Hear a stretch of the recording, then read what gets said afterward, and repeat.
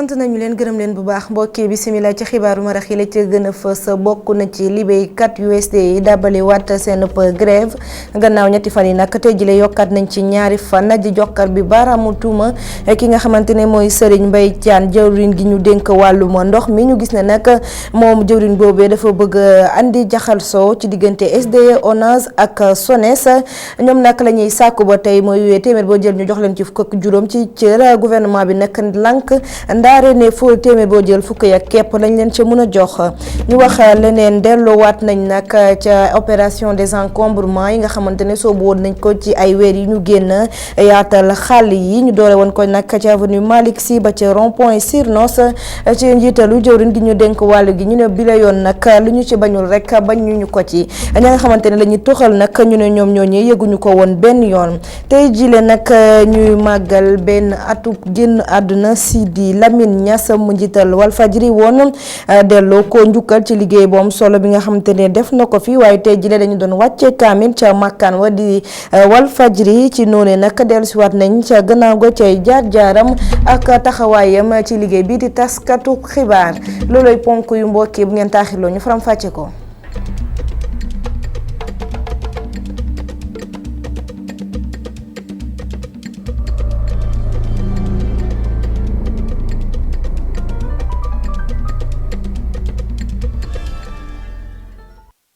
mbokki bisimilah xibaar yi dañu koy door rek wàllub yoon wutali ca Louga ak la fa xewoon ci ay bés yi ñu génn muy mbirum Serigne Daara Khadim Gueye moom mi jéngoon ndongo ya foofee ca Daara ma tey jëlee nag verdict ba daal nay wàcc ñu daal di koy tëj ca ñaari ati kaso yoo xamante ne du ko tër moom ak juróomi doomi aadama yi ñu tegandoo woon loxo ñu daal di wax ci leneen ab jumtuwaay yu takku tey jëlee la ñu daal di jébbal la ñuy yëngatu ci wàllum yoon yooyu lay jumtuwaay nag ñu ngi ko xayma ci lu tollook juróomi junni million ki ko xam ne nag mooy Aïssa Gassama Tall moom mi nekk secrétaire général bu jëwriñ gi ñu dénk wàllum yoon àdduna ci micro Cheikh Hassana Fall. tey dañu ñëw pour recevoir matériel informatique et mobilier de bureau bi nga xam ne ministère de la justice daf ko jënd pour que ñu mettre tribunaux yi dans de bonnes conditions en tout cas dans de meilleures conditions de travail. buñ ko xaymaa ci koppar dina nekk 500 millions moo nekk genn wàllu milliard léegi matériel bi am na plus de 300 ordinateurs am na ay photocopieuses am na ay bus yu ñu jënd nañ ay scanner jënd nañ ay table jënd nañ ay chaises loolu yëpp pour que ñu mettre magistrats yi liggéey ak greffiers yi ak personnel bi yëpp ci conditions yoo xam ne dina leen permettre vraiment liggéey bi ñu leen sant aussi ñu mun ko def ci nu mu waree. ngok jumtuwaay yooyu nag ñu ngi ko xayma ci juróomi téeméeri million ñu daal di àddu jëmale ci leneen liggéeykat USD ñoom nag ña nga ŋànk fa ñu nekkoon ba tey di sàkk ñu jox leen téeméer boo jël fukk ak juróom yee ca cër nguurub Sénégal nag lank ndaare ne loolee mënu ko téeméer boo jël nag mun nañ leen ca jox fukk ñu daal di koy séddoo ko waa SONES ak waa ONAS ñu ne duñu ko nangu ndax jëwriñ gi di Serigne Mbaye Thiam dafa bëgg andi pëcc xoo ci seen nëpp biir ñu déglu ci Baba Ngom coordonnateur adjoint bu syndicat. ministre bi dafa wax ne mën nañu 10% la état bi jox les travailleurs ñu ne kon nag ala kulli alin kon nañu réviser sunu en baisse li nu laajoon mu doon 10% yi 10% yi bii nu ko laajee waa ministre bi nag moom si boppam daf ne dafa ñu séddee ko ñetti société mu doon l'ONAS la SONES ak la SDE mu ne waa SDE nañu am 7% waa ONAS ku nekk ak waa SONES ku nekk nañu am 1,5% démb loolu lañ fa jële loolu nag ñun ñu wax ne d'accord ñu si tey d'accord ñu si suba d'accord ñu si gannaaw suba. defoon nañu 72 heures tey yéen a ko déggal seen bopp travailleurs yi wax nañu sax dañu ne woon dañuy prolonger ba altine waaye nag comme nun ay dirigeants lañu ñu wax leen ne leen ñu ñaan leen ñu may nu 48 heures bu ko defee nu mën a waxtaan ak sunu biir ak tamit ñi nu ko seqal. gannaaw ndox mi ñu wutali ca buntu Ndour foofee nag ay bés ñu génn askan wa génnoon nañ di ñaawlu waaye di sàkku ñu tëj ca usine ba nga xamante ne moo fa nekk te di defar farine jën usine boobee nag ñu ne da leen sonal te jëlee waa usine bi génn di àddu ci mbir mi ñu ne nag loole lépp dara amu ci boobule usine sax da leen di dimbali bu baax rawatina ndaw ñi ngir ñu am wàllum xëy yàqulub dara ca gox ba dafa am nag lu làqu woon ci ginnaaw doxub ñaxtu askan wi Momar Alice Niang Ale Thiam. gannaaw ñaxtu yi nga xamante ni askan wi dëkke ci buntu Ndour ak li ko wër doon nañ ko def doon na wax nag ni dafa am xeet gu bon guy jóge ci usine bi defar farine poisson muy Sié Production bi nga xamante ni ñeenti weer ngi nii liggéeyuñu la ko waral nag ay coppite yi ñu doon indi ca usine ba ci ndigalu direction de l'environnement kilifa yi nga xamante ni ñoo nekk ci boppu usine bi li nga xamante ni wax nañ ko moo di askan wi di manifester dafa am ñu nekk ci seen ginnaaw di leen manipuler. te wax dëgg yàlla moo li ñoo ngi ci seen bopp employé ñoo ngi si gis seen bopp man mii xam naa li patron bi di génne annuellement plus 500 millions da koy génne bu dem si wàllu jën bi rek waxante ma manœuvre yi fiy liggéey amul benn entreprise buy fay 5000 francs en l'espace de 3 heures de temps. te ñun géej bu fa nekkee du ñuy jël presque 30 jeunes am jigéen ñi si liggéey ëpp nañu téeméer ñii nag ñoo fi nekk ni suñu mbokkoon du ñuy ñaan ñu ñëw autour d'une table de discussion ñu waxtaan ba juboo ñu am ay représentants ñun waxuñu xuloonu xeexuñu jàmm leen ba usine bi liggéey ñëpp nekk si jàmm. ci beneen fànn njiitu usine bi di xam ne ni ñoom pare nañu pour dalal bépp autorité wala bépp expert ngir nag wane ni usine bi amul benn tolof-tolof bu nga xamante ni mi ngi koy indil askan wi. puisque ki nga xam ne moom usine bi joxoon nag ay recommandations yu ni ko lii ak lii ngay def pour nga créer que loolu ñi ko joxoon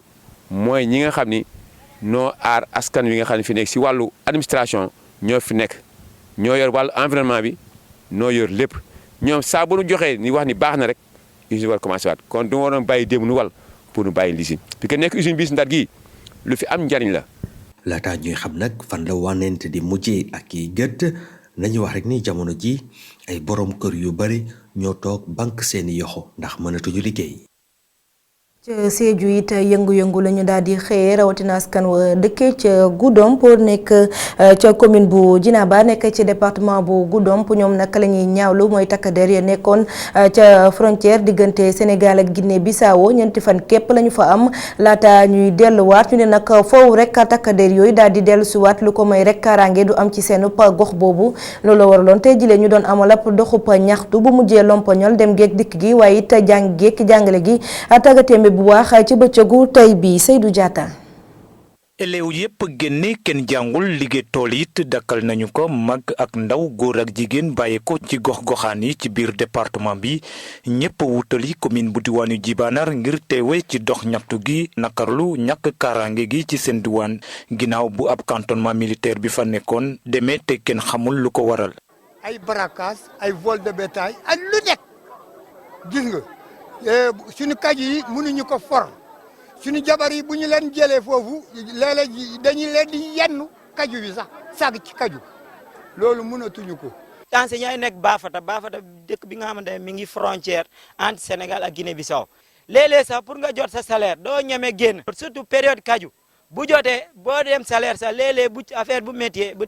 tàngee da ngay wiiri dugg ba Guinée-Bissau di dugg ba Ngoré pour mun a tourner dem Ziguinchor dem jël sa salaire ñëwaat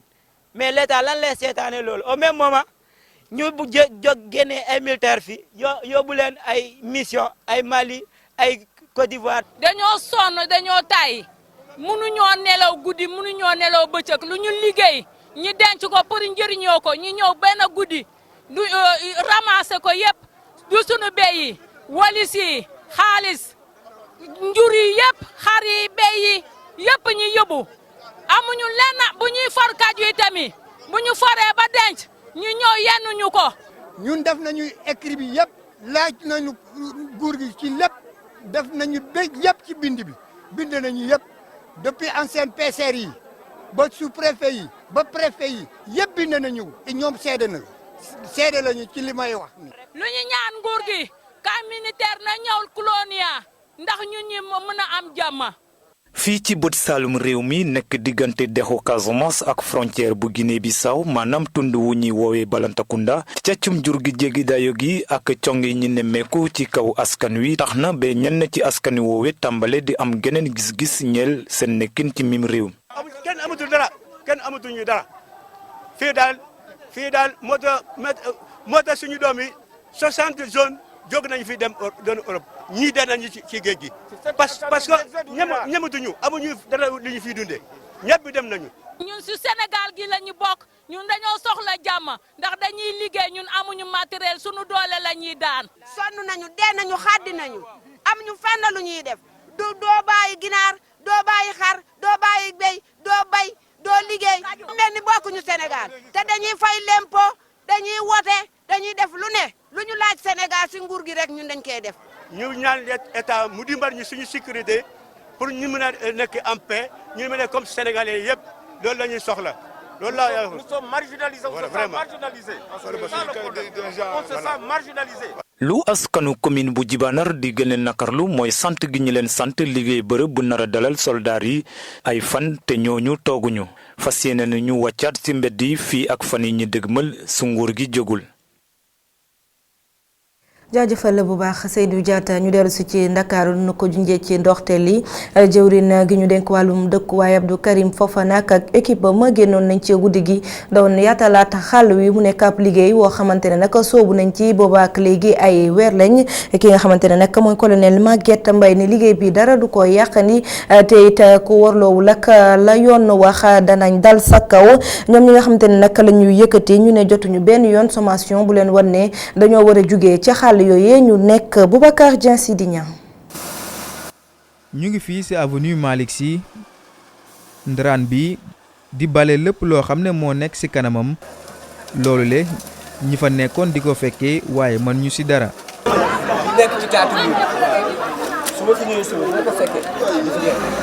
góor gi mer bu futu lay def dem sax bay waaj a jooy moom mi le mu ngi gis laal bi nga xam ne moom la defaroon yàggul dara woto bi di ko yàq. moom moomu sax mu ngi ñuy xamal ni kenn joxu leen lii di sommation. non kenn joxuñu fii sommation benn yoon kenn musuñu wax fii ne dañuy nettoyer kenn musuñu def wax dara. ngir amal bi la opération nag kilifa yi dañoo jël bépp matuwaay ngir mu jaar yoon. tey dañu ñëwaat fii avenue Malick Sy tàmbali ko jëm RTS jëm Sirnos jëm Port ne waxoon naa leen ko nee naa leen liggéey bi dañ ko tàmbali woon am foo xam ne buñ ko. désencombré ay bac à fleur lañ fay teg mu jig ñu am foo xam ne it ñu désencombré ko teg fa bac à fleur teewul nit ñi ñëwaat fa am foo xam ne biñ ko désencombré ay barbelé lañ fa teg teewul nit ñi ñëwaat donc ñu nit suñu doxalin lu ñu def mu baax ñu continuer ko waaye lu ñu def te doxul fañ ko def ñu càmbaraat ko seetaat lan moo ci war. ki nga xam ne moom la ñu dénk wàllum opération yi mu ngi xam ne ni képp ku fi dellusiwaat dinañ la yóbbu si yoon. matukaay yu ñu jël nag mooy jël ay moyens lourds dindi loolu lépp. mais tegul ci loolu parce que bu ñu dindee aussi il faut que ñu xool ndax nit ñi dinañ ñëwaat et puis jëlaat ay yeneen dispositions yoo xam ni sur le plan réglementaire que képp koo xam ni fekk nañ la ci kaw tali bi ñu gindi la nga dellusiwaat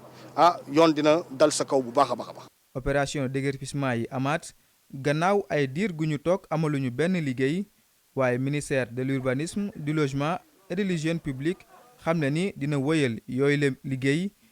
ngir Dakar amaat xar kanam gu rafet.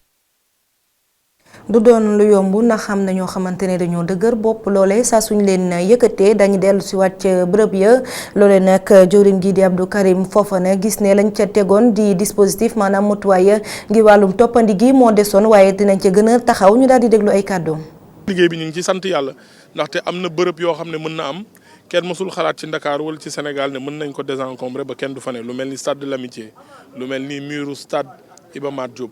lu mel ni ancienne piste ak yeneen am na ndabit ay points yoo xam ne yombul woon dem nañ fa jéem nañ mais mën na am yàlla dogalul mu sotti niñ ko bëggee woon danañ fa demaat nag ndaxte ñun am nañ dogu ne dinañ def liggéey bi ni mu waree donc tey dañu ñëwaat fii avenue Malick Sy tàmbali ko jëm RTS jëm Sirnos jëm Port bu subaa defe naa dinañ dem booru Rëbës li wër prison bi yëpp ne waxoon naa leen ko nee naa leen liggéey bi dañ ko tàmbali woon am foo xam ne buñ ko désencombré ay bac à fleur lañ fay teg mu jig ñu am foo xam ne it ñu désencombré ko teg fa bac à fleur teewul nit ñi ñëwaat fa am foo xam ne biñ ko désencombré ay barbelé lañ fa teg teewul nit ñi ñëwaat donc ñu nit suñu doxalin lu ñu def mu baax ñu continuer ko waaye lu ñu def te doxul fañ ko def ñu càmbaraat ko seetaat lan moo ci war. wax ci wàllu mbay soobu nañu nag ci ñën dëkk njaayum gerte bi maanaam campagne de commercialisation bu ubbi ndekki ni démb ci noonu nag nemmeeku nañ ne gerte gi ca biti réew njëkk la nag mi ngi nekk tolloog téeméer ak juróom-benn fukk ci réewum Sénégal nag prix plancher bi maanaam njëkk loo xamante ne moom nga ko war a jëndee waroo ko jëndee lu ko yées waaye mën nga koo jëndee lu ko ëpp mi ngi toll ci ñeent fukk ak ñaari dërëm ki ci andi ay leeral nag di Modou Diagne Fada moom mi njiital Sonacos ndax léeg-léeg ñaari njëg yooyee day faral di andi jaxasoo ci bopp ki nga xamante ne mooy jënd waaye ci bopp kii di baykat bi. seen organisme boobu nag moom maa koy soog a dégg te jàpp ma ne référence la ci wàllu gerte en tout cas man xaw ma ko te loolu sañ naa ko wax aussi ndax pour calculer cours mondialu arachide moom lu yomb la ndax xaj na graine d'arachide bi bu ñu xolli bi ak bu ñu xolliwul bi amul cotation sur le plan international côté wuñ ko ràkkal ji aussi muy tourteau bi côté wuñ ko sur le plan international xaj na sax ñun bu ñuy calculer dañuy jël ràkkalu soja nga xam ne moom côté nañu ko sur le plan international kon pour nga mën a xam rek kilogramme gerte bi ñaata lay dikk fii ci réew mi li nga mën a def rek mooy li ñu coté sur le plan international mooy dawlinu segal bi muy huile brute bi du sax huile raffinée huile brute bi nga xam ne boo nalee gerte gi moom mooy génn huile brute boobu bu ñu ko jëlee Sénégal jaay ji ko tey ji boo demee Rotterdam nga xam ne mooy dëkk bi nga xam ne dañuy jàpp ne daal fa la ñuy nattee njëgu dawlin bi boo xoolee ci net bi ak foo mën di xool da nga gis ne tonne huile brute bi mu ngi fay jar $1,300 nangam alors $1,300 nangam yooyu nag bu ñu ko dellu siwaatee ci Sénégal natt ko ci ñun gerte gi nga xam ne moom la ñuy jot ba ñu ko jotee xolli ko stocké ko segal ko def ko ci ay mbànd di ko jaaye ji Rotterdam mais bu ñu ko calculer fanweer yi du ko romb te li ñuy wax nii bon seeñaa bu ngeen leen laajoon ñu wax leen loolu bu ngeen laajoon yi tamit yeneen organisme yu nekk ci wàllu gerte ñu wax leen loolu parce que foofu rek lañ mën a déparé muy tonu dawlin bi boo ko jaayee Rotterdam ñaata nga ci am ci xaalis donc ren foofu la toll xañ na nag déwén jàmm bu ñu tolliwaatee ci waxtu wi njëg gi mën naa yéeg parce que ren gerte dafa xaw a ñàkk ci dëkk yu bare bari jarul ñuy lim mais ren moom njëg gi rombul fanweer. ngook mu nekkoon Modou Diagne Fada moom nag nekk njiital Sonacos doon jokkoo ko Mohamed Kandji andi ay leeral ci njëgum gerte gi ñu wutali ca banlieue bu Ndakaaru ca Yëmbal tey jile nag dañoo xëyee dalloo ay wanak yu bees waaye it ay mandi ndox loole nag ci ndimbalu ab association bu ñëwoon foofu ñu dippee ko association Saint-Cyrienne loole nag dox waxtoom ndax daara El Hadj Ibrahima Diop bu Yëmbal lu tollook 2 junni ci ay ndongo dañu fay xëy bés bu nekk reportage Mamadou Lamine Fati.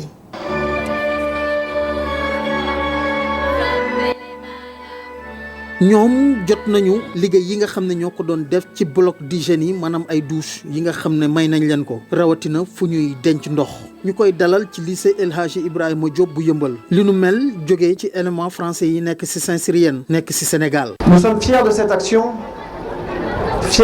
ñun am nañu mbégte bu baax a baax ci li nga xam ne moom la ñuy def ndaxte day wane na rek valeur yi nga xam ne ñun moom la ñuy def ci biir armée française jàppalante boole jël nit teg ko ci kanam mu doon li nga xam ne am na solo bu baax a baax ci jëf yi nga xam ne ñun moom la ñuy def rawatina su dee dañuy jàppale xale yi nga xam ne ñoom ñoo nekk ci école yu le li ñuy def nii nag doonul lu njëkk day yokk rek ci jëf ji nga xam ne ñu ngi koy def saay su ne ngir jàppale askanu Sénégal ci lépp loo xam ne moo koy génnee ci tolof tolof. Français au Sénégal.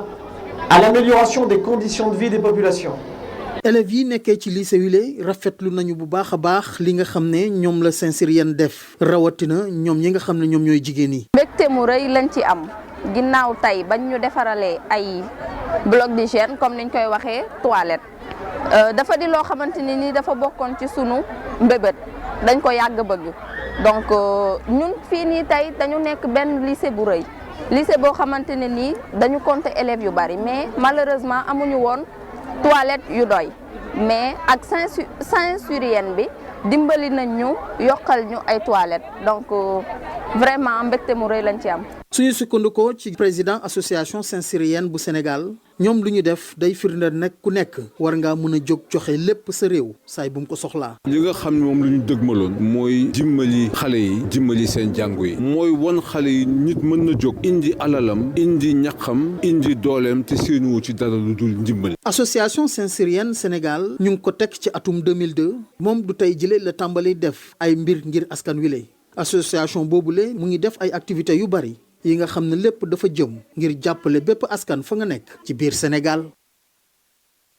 mbégte gaña nemmeeku foofee ca yëmbal nag beneen ba ko wuutu la ñu fekk ca Ndar Géej ndax la ñu fa nemmeeku mooy daara yi ca nekk téeméer boo jël fukk ak juróom-ñaar ñoom amuñu ndox bu sell waaye it amul benn yoon assainissement loolu nag génnee ca waxtaan wi nga xamante ne ñu yëngatu ci wàllum njàng mekk njàngale mi ñu nga ko doon amal ak ONG partenariat mi yëngatu ci atum 2012 ba tey ci def yi jéego ngir gën a ñoŋal daara yi nga xamante ne dafay faral di bëri ay ndongo ñu déglu ci Mafal Der secrétaire général bu inspection d'académie bu Ndar Géej. lieu bi moo wane na ni fii am na 17% yi nga xam ne école yi nga xam ne dara nekku fa te loolu bokk na si li tax ñu gën a invité partenaires yi ñëw boo xoolee ci ndox mi 67% rek lañ ci am couverture suñu statistiques yi ak eau bi assainissement bi yëpp assainissement beeg bloc d'hygiène yëpp des na quelquefois sax dana am ñuy nangu dem ci intervenir ci école yi mais duñ ko yëg.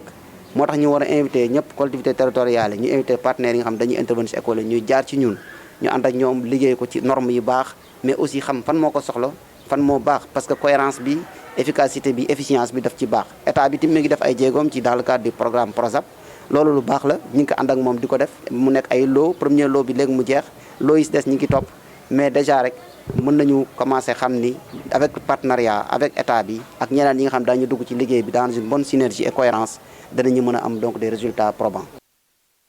mu doonoon koo xamante ne saa su yëkkasee kàddu ñu daal di koy déglu mu doon taxaw bu baax askan wi doon leen jooyal seen i ñàmbat Sidi Lamine Niass ñuy wéy di ko fàttali bu baax gannaaw nag liggéey bu mucc ayib boo xamante ne def na ko ci liggéeyam di tas xibaar Sidi Lamine Niass tey jile ci benn atam gannaaw bu mu génnee àdduna ña ngi ko doon wàcceel kaamil fole ca groupe Walfadjri ba nga xamante ne sax dafa defoon ab jàkk ci biir bërëb bu liggéeyukaay boobu xarit jegeñaale waaye it ñëpp ñi nga xamante ne ñu ngi doon liggéey ak moom kàddu gi benn la Sidi Lamine duñu ko fàtte ndax liggéey bu am solo bu mu def ci réew mi reportage Tidiane Cissé Augustin Manda.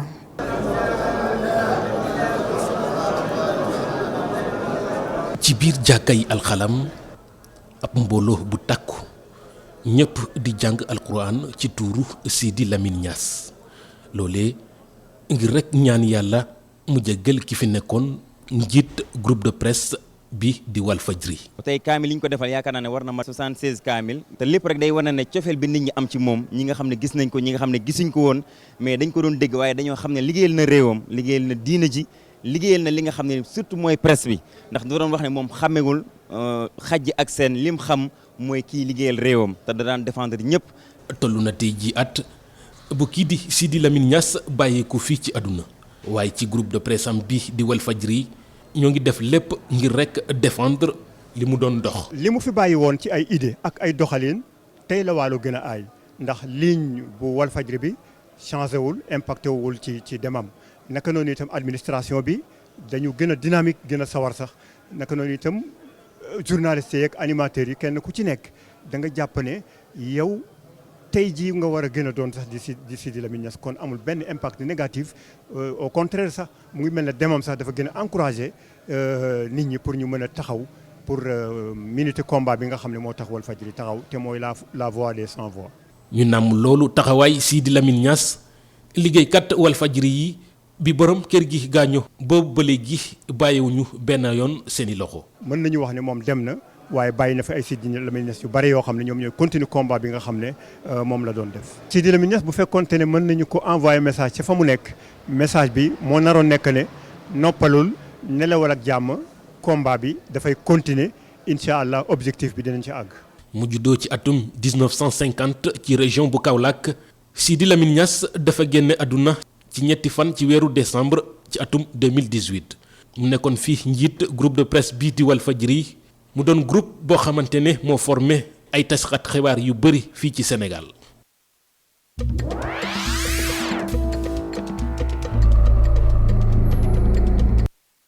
xibaar bi ci réew dañu koy daal di doxee ca Guinée Bissau ak kenn ci ñi jàll ci ñaareelu tuuru jongante njiitu réew mi di Domingo Simão Pereira moom nag mi ngi wéeru ci téeméer boo jël ñaar fukk ya nga xamante ne ñoom demuñu wote ji waaye it ñeneen ñi nga xamante ne dañoo sànniloon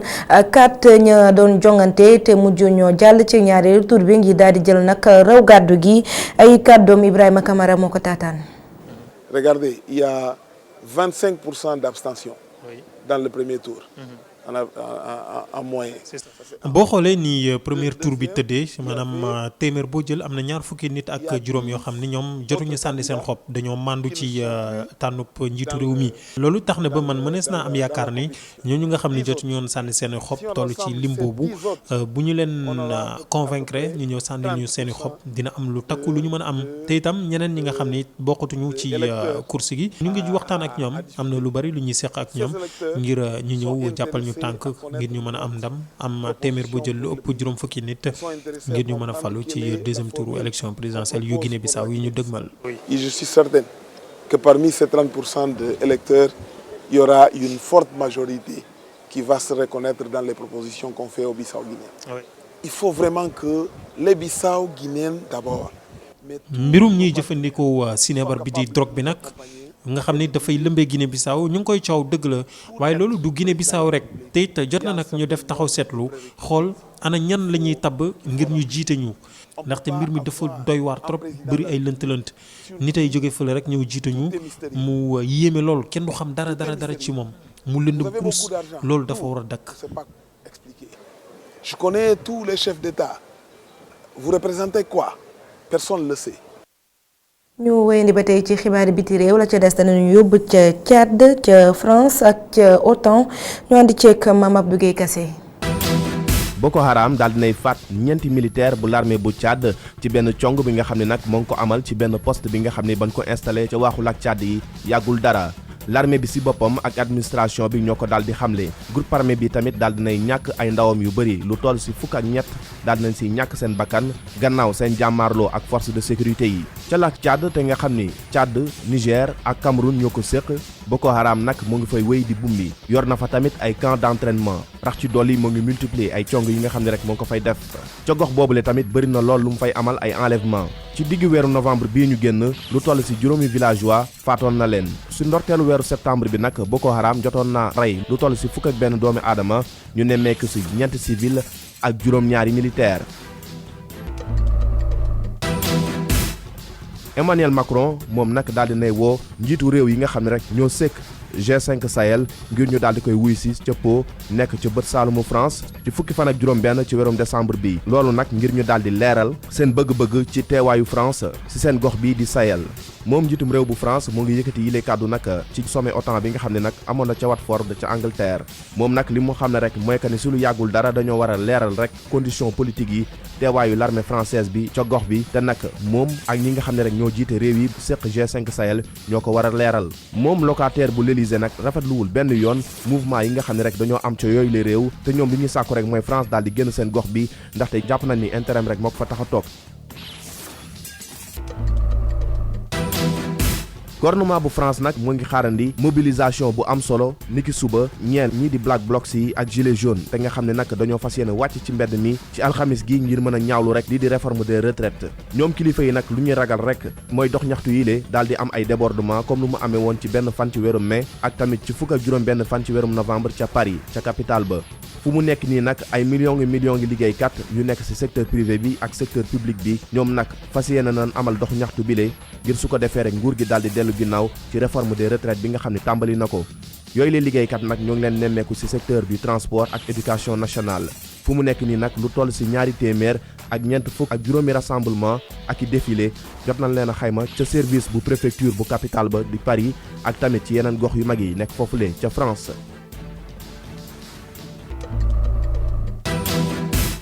même su fekkee ni ñàkk déggoo dox na ci seen diggante réew yi nga xam ne rek ñoo séq kuréel gii di OTAN ñoom nag daal dinañuy amal ab déclaration commune di fësal ni tey nañu gën a ànd ngir mën a xeex lii di terrorisme ñoom nag wax nañ ni daal nañu ubbeeku ngir su ko defee ñu daal di amal ay xalaat ngir gën a mën a yeesal seen kuréel bile ñoom nag seen bëgg-bëgg jamono ji mooy fexe gën a dooleel rek lii di dimension politique bu OTAN ngir su ko defee kenn dootu ko naatamle si loolu sax nañuy sàkku rek ci secrétaire général kuréel gile mu daal di amal ay xalaat su ko defee mu daal di leen koy jébbal ngir ñoom ñi le ñu mën a décider ñoom tamit daal nañuy àddu rek ci critique yi nga xam ni njiitum réew bu Amérique di Donald Trump daal na koy def seen kuréel gile moom mi le Donald Trump doon sàkku rek ci réew yi ñu gën a dugal seen loxo ci seen poche ndaxte koppar yu États-Unis di def ci kuréel gile dafa bëri lool te kon nag faaw réew yi rek daal di dugal seen loxo bu baax ngir su ko defee mbir yi mën a dox si loolu nag daal nañ si àddu daal di wax ni nag ñoom seen bëgg-bëgg mooy fii ak 2024 ñu daal di jël 2% ci seen produit intérieur brut daal di koy jagleel gafaga seen ministère de défense yi ngir su ko defee rek OTAN gën a mën a am doole rax ci dolli gën a mën a xeex bu baax menaces yi nga xam ne rek mooy dal ci réew yi nga xam ne ñoo ko bokk.